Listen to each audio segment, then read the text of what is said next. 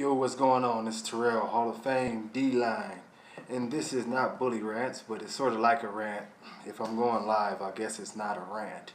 But what I wanted to talk about was the event here, Dogtober Fest, here in Leon, Mexico.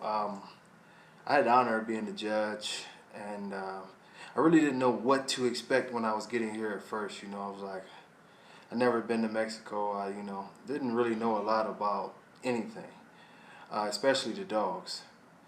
It was a very, very pleasant surprise. The way, first of all, I'll start off in general.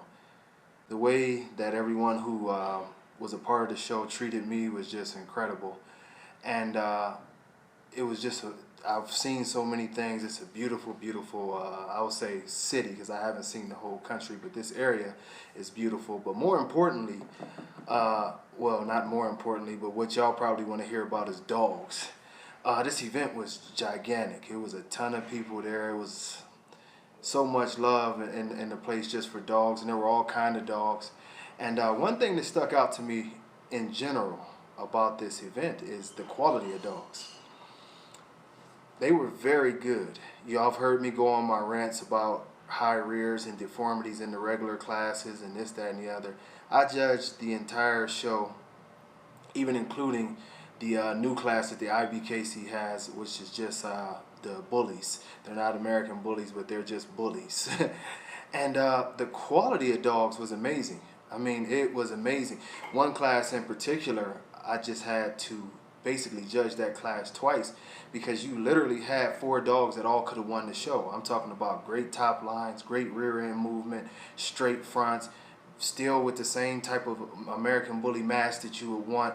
These dogs were incredible. And the handling, these guys were on point. I mean, suits, top bow ties. I mean, everybody was very, very, very professional.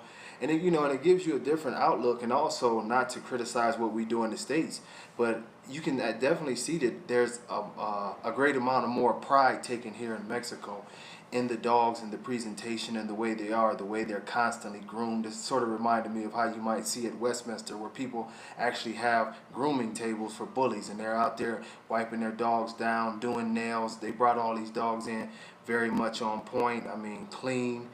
And like I say, honestly, to be totally honest with you, yes, I found flaws. I always find some flaw. I mean, that's dogs. But I couldn't, throughout the whole show, I didn't find a dog that I was like, oh my God, we've got to get rid of him. I just didn't see that dog. And there was a lot of dogs here. I don't know the exact number, but it was a lot of dogs. I mean, some classes were like we see in the States, where it was dogs from one end of the ring to the other, wrapping around a little bit, and this was a huge ring. But these dogs were very, very nice, very clean, and still bully.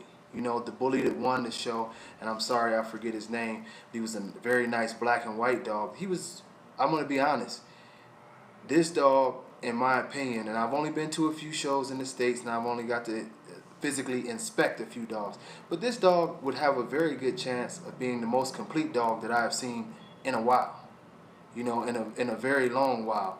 So I'm trying to think, of something else to say that, that doesn't make things too negative. But honestly, Mexico, you did a great job. The whole event was just on point. And I thank y'all for having me here and treating me the way that you have. And, hopefully I'll be back next year. Peace.